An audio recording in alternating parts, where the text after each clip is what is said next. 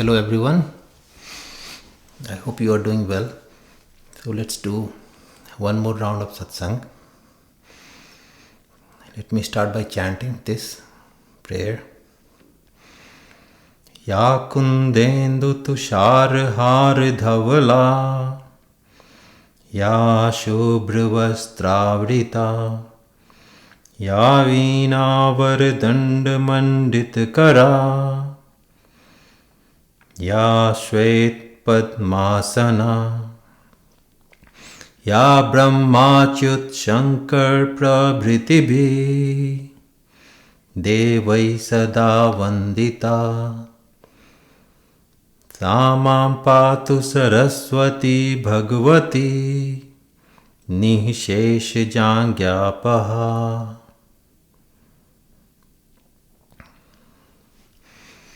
So I hope you are doing well.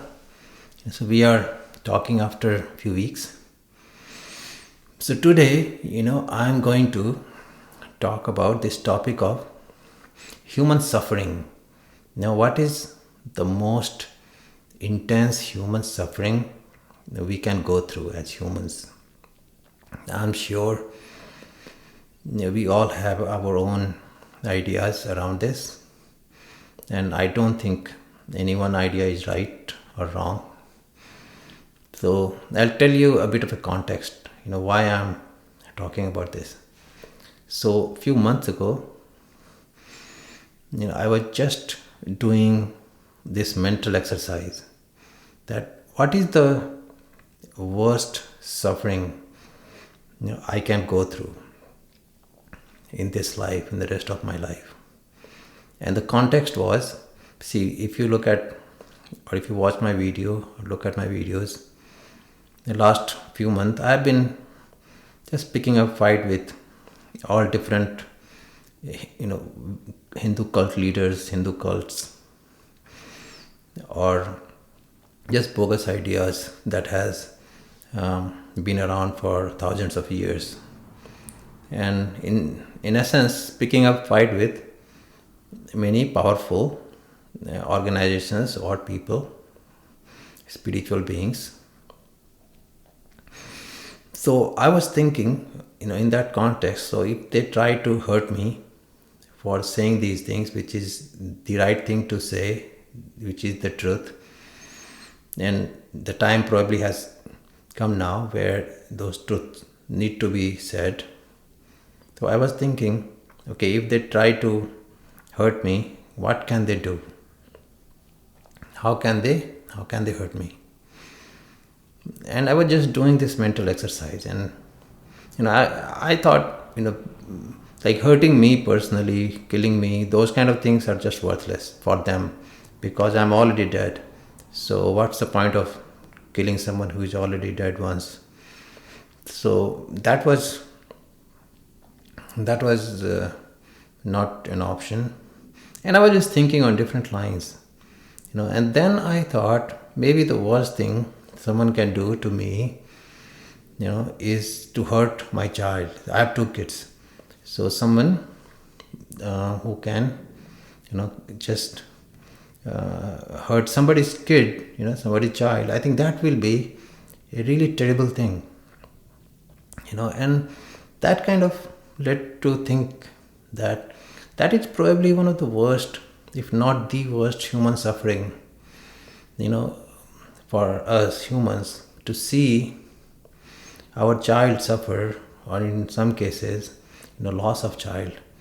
And that is probably the most intense human suffering, we as humans can go through. And I was just thinking about that 2-3 months ago, and it so happened that that Narayana, that Krishna, that Jagdamba put me in that seat just few weeks or few months later. That just 2 weeks ago, I lost my younger child, my younger daughter. I had 2 daughters, now I have 1 alive, and my younger daughter passed away 2 weeks ago. And I was just thinking how weird. I don't think any of the cult founders, cults, Hindu, mostly, not mostly, entirely I talk about Hindu Vedic tradition. I don't think they won't stoop so low. And so I don't think it's anything to do with that. And there are some criminal spiritual people.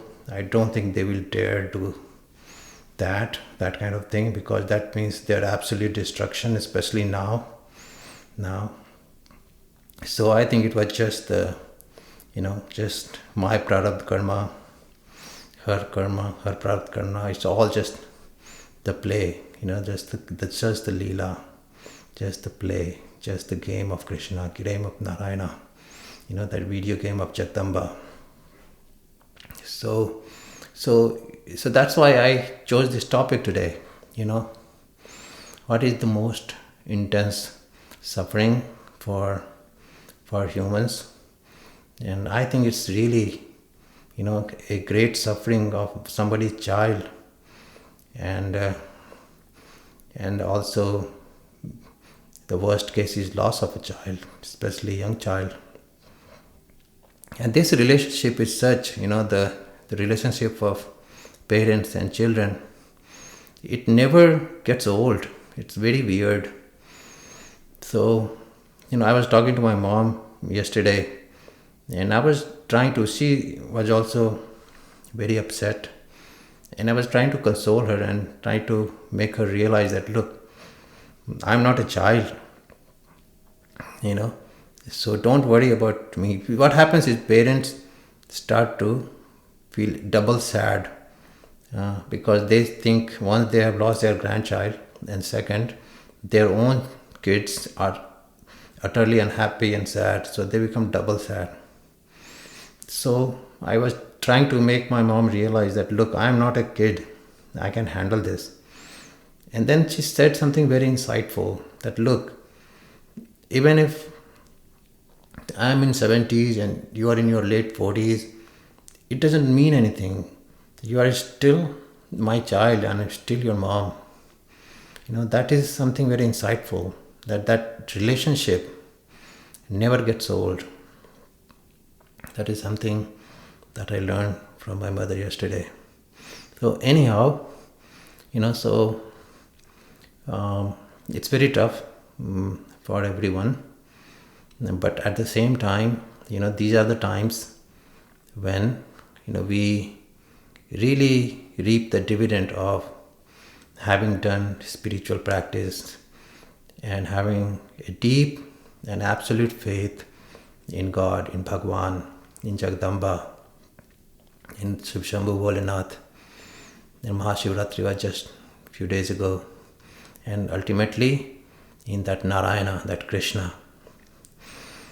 And we see, in the lives of many great beings, that they have demonstrated this. We see in the life of Sri Ramakrishna, Sri Ramakrishna had this nephew who was very dear to him. Sri Ramakrishna used to spend 3-4 months every year during summer months in his village. And his nephew was, at that time, a very young boy. I think his name was Shambhu or something. And he used to play on the shoulder of Sri Ramakrishna, just like a kid. And much later, at Dakshineshwar temple campus, he passed away in front of Sri Ramakrishna. He had some illness. And Sri Ramakrishna was standing there watching, and he saw that, the Atman of that nephew of his, young boy at that time, just left the body. And Sri Ramakrishna did not grieve then, because he was in a different state of mind. But next day in the morning, he was crying very bitterly, very, very bitterly. Because at that time, his mind had come down a little bit. And then he was really deeply missing, his loving nephew. So that's what we see, in the lives of these great beings, that even though in one state of mind they see the truth, but then again we see their human side when they really grieve, and they become sad very deeply. We see in the life of Master Mahasaya, one of the closest disciple of Sri Ramakrishna and the author of his Gospel of Sri Ramakrishna.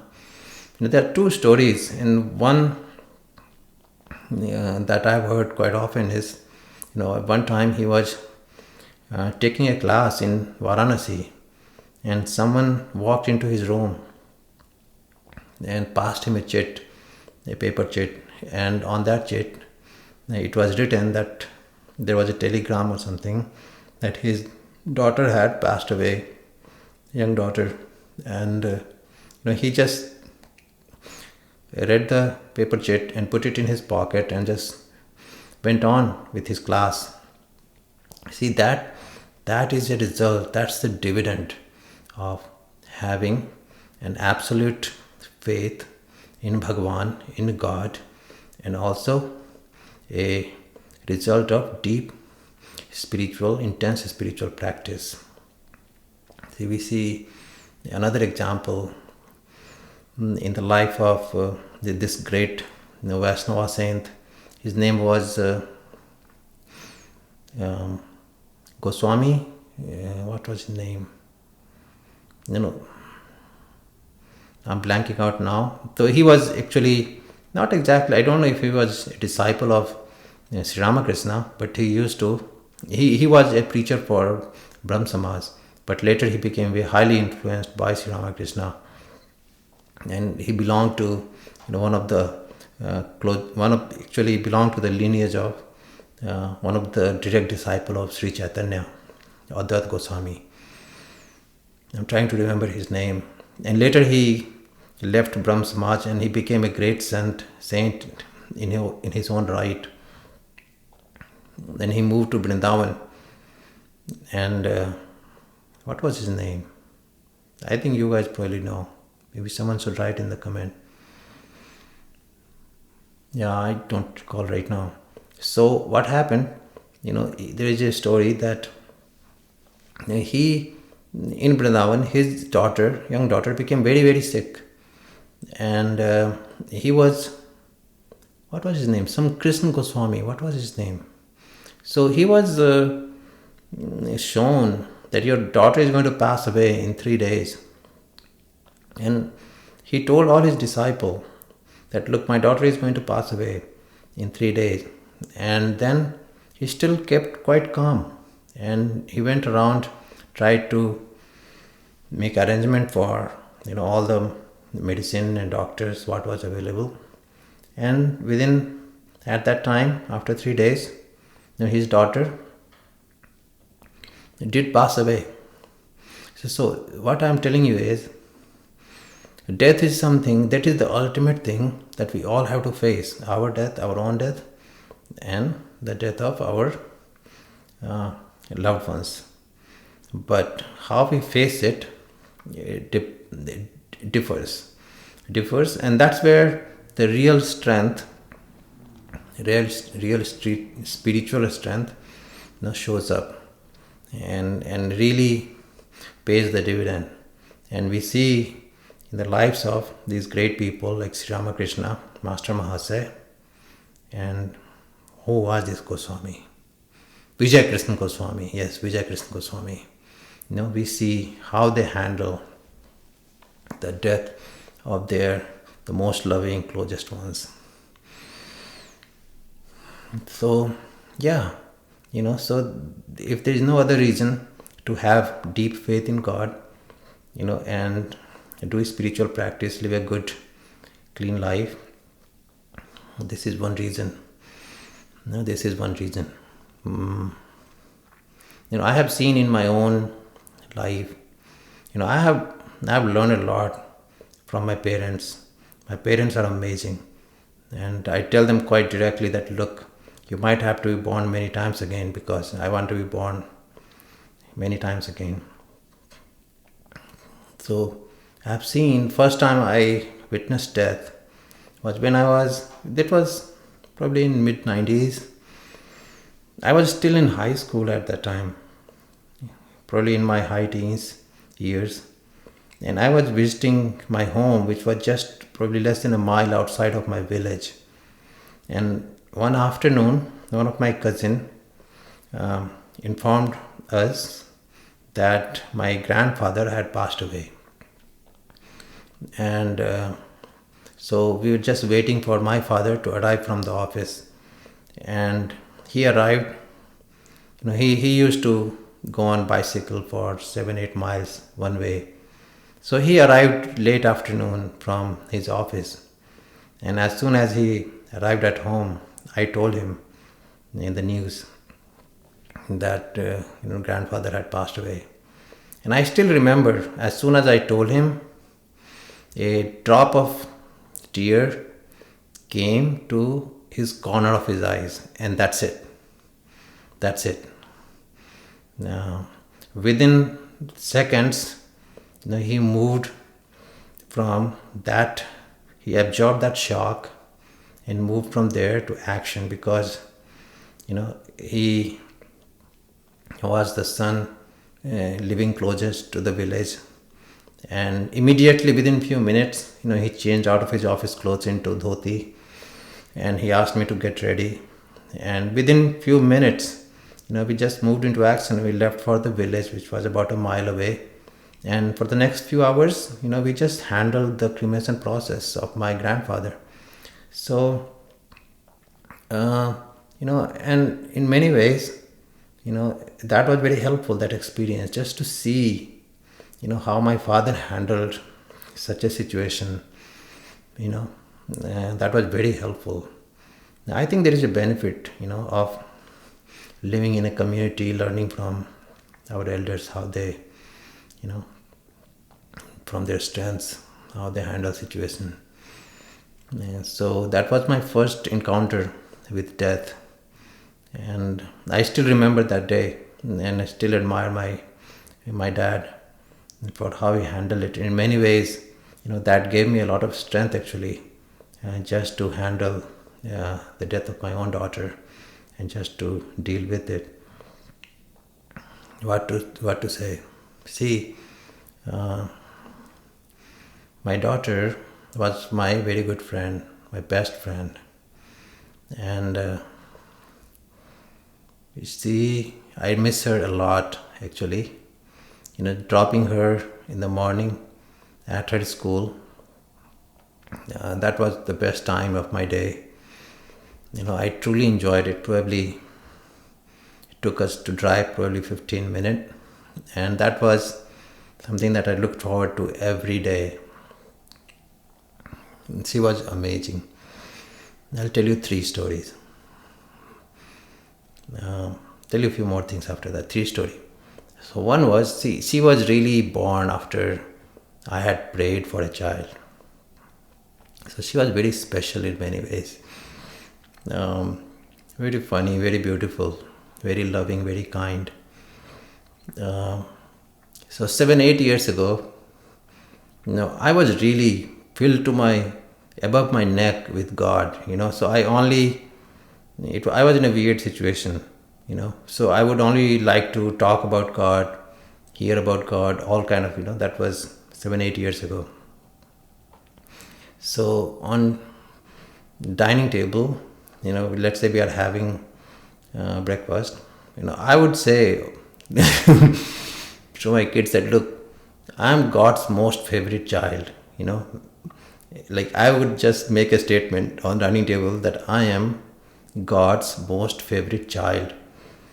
And my kids, they had no clue about what God is not. But just the idea that I'm claiming that I'm the most favorite child of someone, they used to just jump off their chair in protest. That, no, how can you be the most favorite child of God? Maybe I am the most favorite child of God.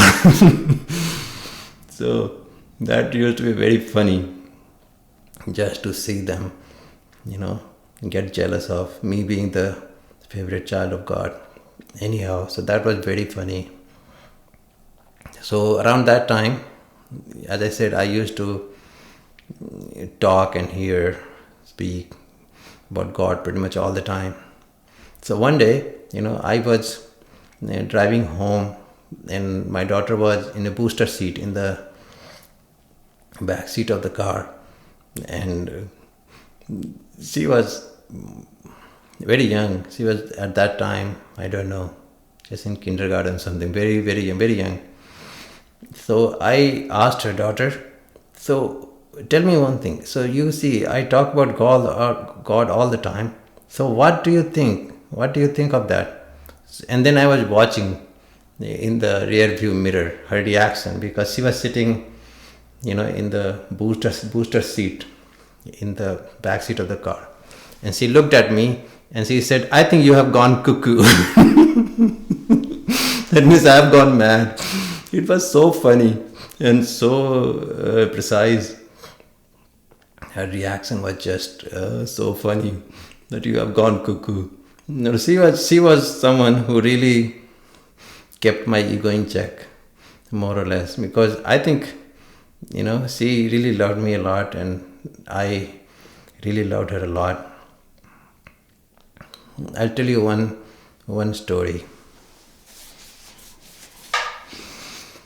Why I think she was very special. So, I'm not an easy person to live with. I live just by my sanskar, or just, I don't know, by habit. I live a very disciplined life, almost like a machine. So sometimes, I would scold my kids, not now, but a few years ago, I would scold them for simple things, just put your bag properly, put your shoes properly, things like that.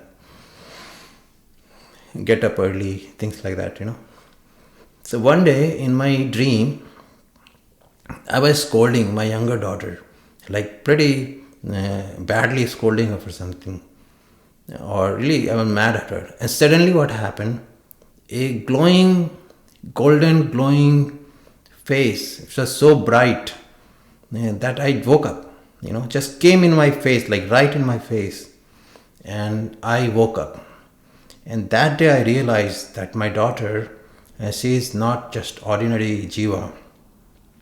She is a result of my prayer. And she has come down to this earth, some from many layers up.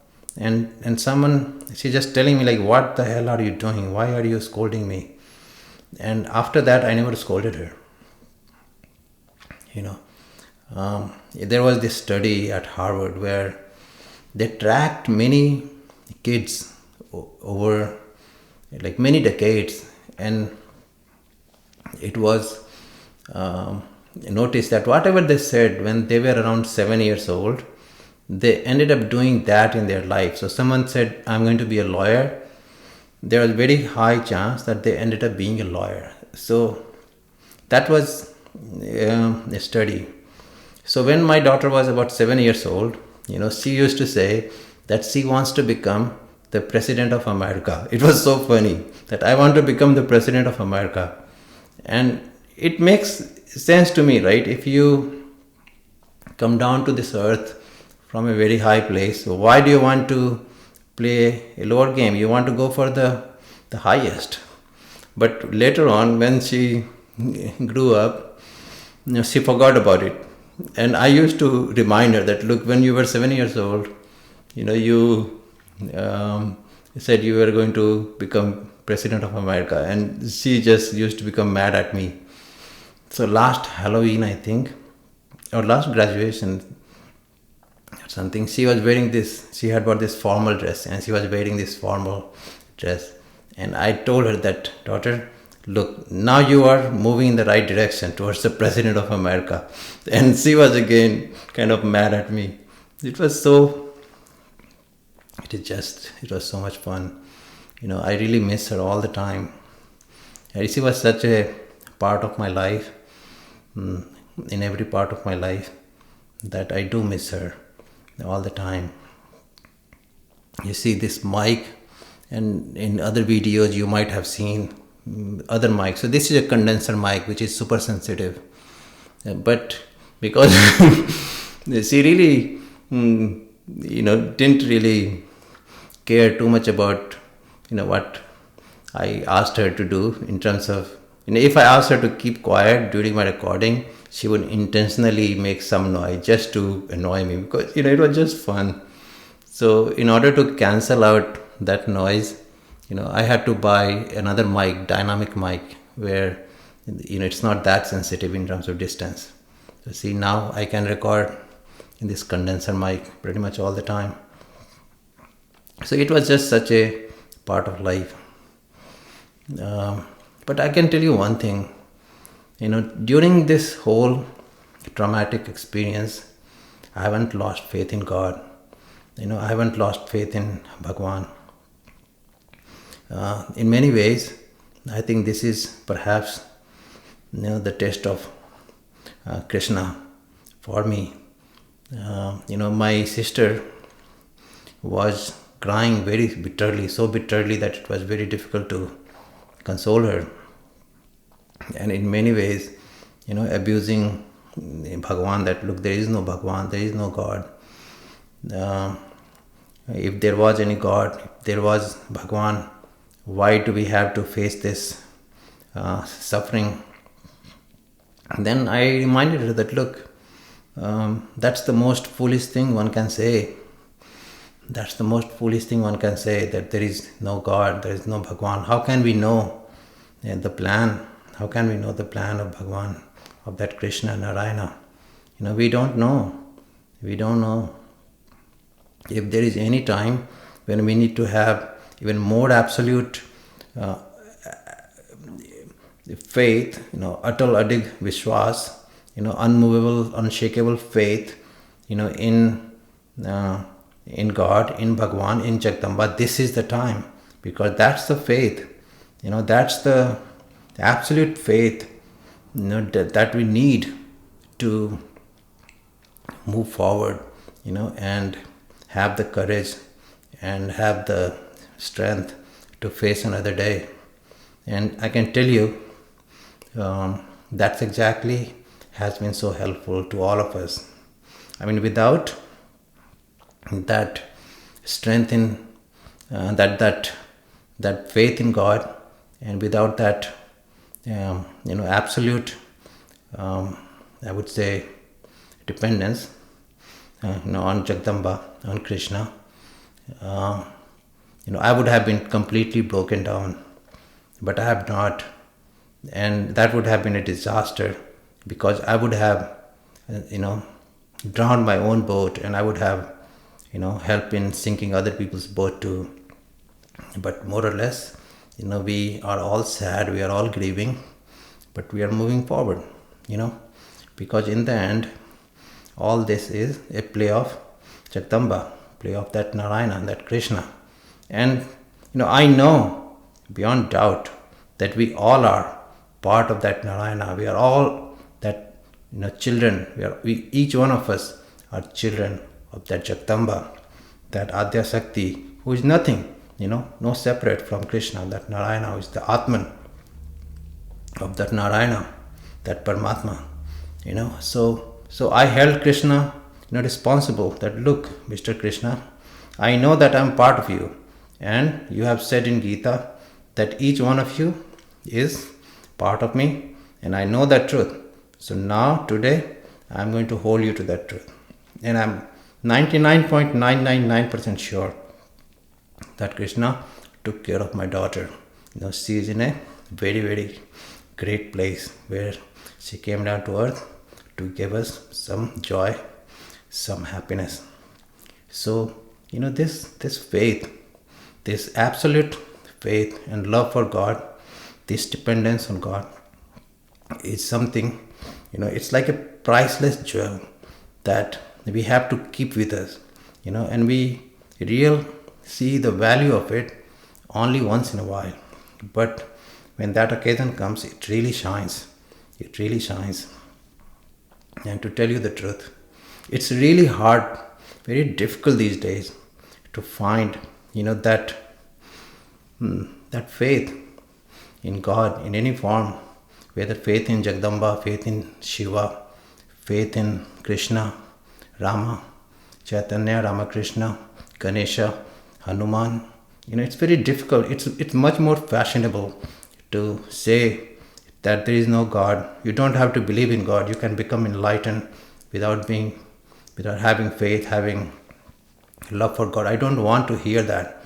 If you listen to many traditions and many philosophies, their very opening sentences, you don't have to believe in God because there is no certainty of God. I know beyond doubt that there is God, that there is Bhagwan, there is Krishna. So where do I find it?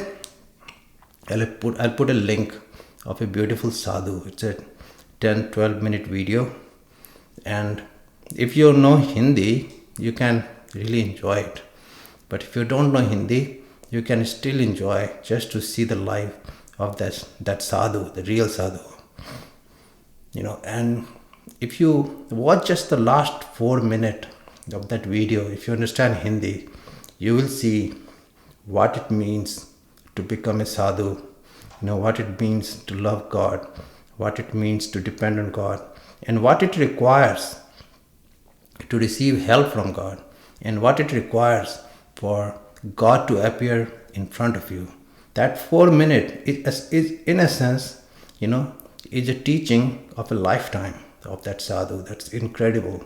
I really love that kind of sadhu, and really, finally, I find great joy and happiness in watching those people, those sadhus, because they're so pure, so sweet, so full of love for everyone, and especially the love of God and dependence on God. All right, so I'll stop here, and I'll end with this chant, and we'll talk more. See, now I was really hoping to have my younger daughter around for many, many years, and that was kind of, a big part of my daily routine and my thinking, and somehow suddenly we became empty nesters. Life in the world is pretty tough, my friends. You have to be pretty strong, to survive in the world. So if you are not in the world, if you have given up the world, don't become accountant. Don't run books. Do something great. Otherwise, what's the point? So now that suddenly, I have this vacuum in my life, and probably more time, I might be doing more videos. I don't know. I have to get myself occupied. But other than that, on one hand, I miss my daughter in every small things of the day, the way I live my day. On the other hand, I don't feel sad. I know she was a beautiful soul who came down to earth from a very far place, and I know that my buddy Krishna took care of that soul, because my soul and my daughter's soul, we are all part of that Krishna's soul, that great, the super soul, that Paramatma, that Jagdamba. So from that point of view, I'm really not that sad, but still living day to day, I do miss her a lot. Sometimes I cry alone. All right, so I'll end it here with this chant, and we'll talk again pretty soon. All right. Ram Ram Jai Raja Ram, Ram Ram Jai Sita Ram, Ram Ram Jai Raja Ram, Ram Ram Jai Sita Ram. Krishna Krishna Vrindavan Dham, Krishna Krishna Jai Radhe Shyam. Krishna Krishna Vrindavan Dham, Krishna Krishna Jai Radhe Shyam. Ram Krishna Jai Sita Ram, Ram Krishna Jai Radhe Shyam. Ram Krishna Jai Sita Ram, Ram Krishna Jai Radhe Shyam. All right, so take care. We'll talk again in few days. All right then, take care. Bye.